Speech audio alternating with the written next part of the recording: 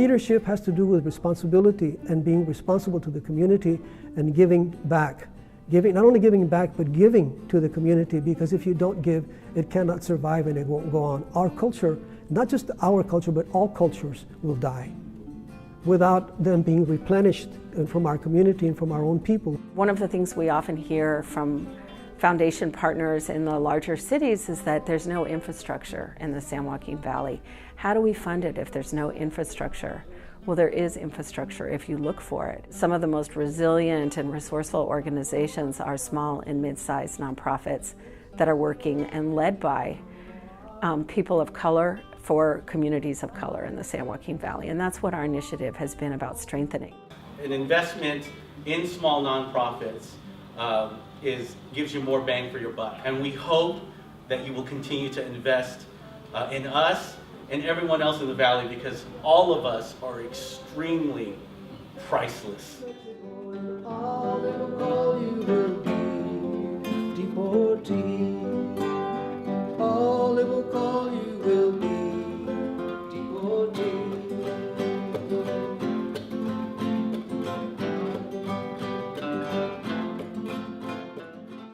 Well, the San Joaquin Valley is about the size of Alabama, where you have the highest teen pregnancy rates in the nation, very high poverty, some of the worst air pollution. It's a really hard place.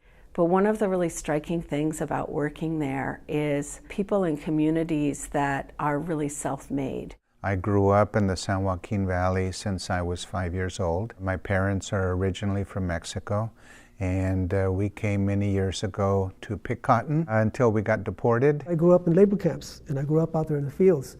And that kind of lifestyle ruins the way that you think and how much you're worth, because you're not wanted and you're not accepted.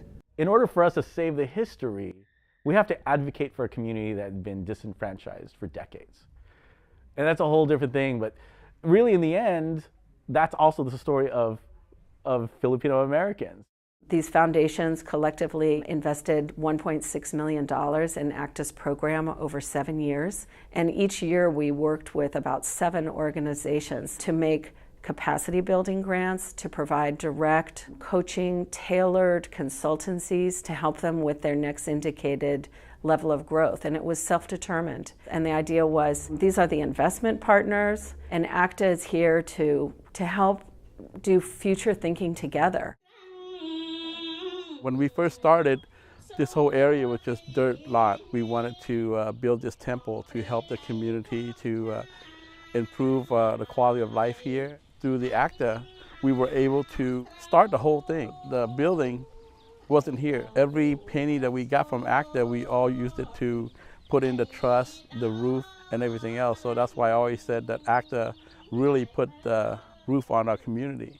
This is our life, okay, our big home together. We have one home at home for each family, and this is the big home for everybody to get together and share.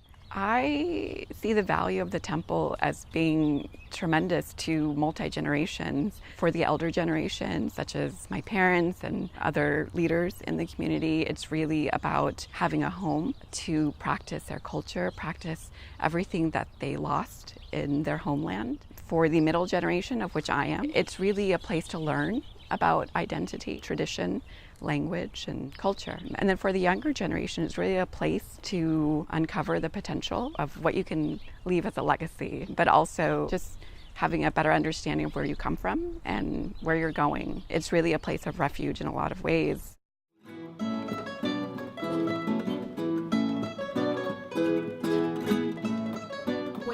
This fund first came out, Agustina and I were seriously thinking of quitting our community classes because it was just such a struggle to keep up the classes and, well, just to be able to survive and do that with very, very little help. What motivates me is the fact that we were thrown out of here. I swore that I would come back to the communities to work because this is where it's needed. Especially children need to have care. They need to be shown love. They need to be shown that they're accepted, especially in this community here where the kids don't get very much of that. I do appreciate the money and everything, but it's the talking and the philosophy and the encouragement, that we get from you guys that is very different from the way the government treats us, and the way entities here in Fresno treat us. I think that we're set for serving the community for the next 10 years. CLP changes everything for our organization. After our activism in 2003, we hold events every now and then talking about our history, but we never had a place or an office. We had one program, which was an ethnic studies Filipino American history class that we teach at a local high school, and that's it. It led to culture change. It led to more people that cared about this place.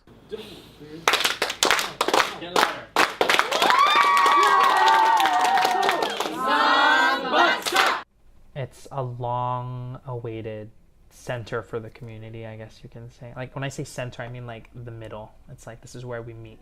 This space is a haven. It's really a haven for a lot of these youth who are hungry for this knowledge and they want to be taken seriously. Arte plays a huge role, especially for those young students and families that might not otherwise have access to an institution like Arte. We try to make it as open and accessible to everyone, and I think it really fills a void. And I feel like there's an energy to Arte Americas that draws people to it. There is the resilience of the organization as a whole to have lasted for 30 years and outlasted other cultural organizations, arts organizations in Fresno. Fresno not being a huge supporter of the arts historically. To me, it's really important that this is an institution that is owned and operated by members of our community. This is something that the Chicano community has really focused on, has supported. It's our own. The community in Merced here, we more likely serve the Southeast Asian. We have around 800 lowland Lao, and we have around 7,000 Hmong and about 1,000 Mien. We came here as refugees from Laos. We're the only organization that really serves our Southeast Asian community, Hmong community. When folks come in here, they come in here for help, to seek services. They come in here to ask those questions that they don't feel comfortable or don't know how to ask when they go to other agencies and organizations. So we're that little safe haven, provider for these folks. CLP1 was the first grant that we applied for. It's the first one that we got. We have grown a lot over the last 6-7 years, not just physically, but also mentally as to which direction we want to take this to. It's a second home for a lot of us.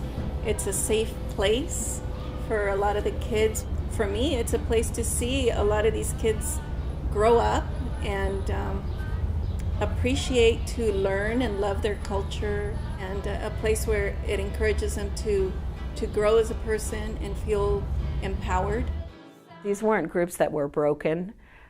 These were groups that had natural leadership and existed because of the sheer, resourcefulness, determination, and vision by people in the community. What was even more valuable than the actual money was the training that we received through ACTA, in that they were extremely sensitive to our culture. One of the values of outside support is that it allows us to dream and feel that support outside of our own community, and that does wonders. The CLP project was something that I'm thankful to be a part of, because you get the feedbacks and you get the convenings. I think that really helped us as an organization grow. Every convening that I ever took part in, I feel like I always gained a little bit more knowledge and showcase myself as becoming more of a better leader. Through this experience, and perhaps it's always been a part of our culture, it's really created space for leaderships of all types. So it's really a shared responsibility. The group has just been unconditional with support and creating that safe space for individual leadership to arise. We want to have something to pass on to the next generation. So leaving a little bit of footprint, for other generation and other community to do the same. We now have a way to become sustainable, that this isn't just a hobby, nice thing to do, but something that hopefully we can pass on to a next generation.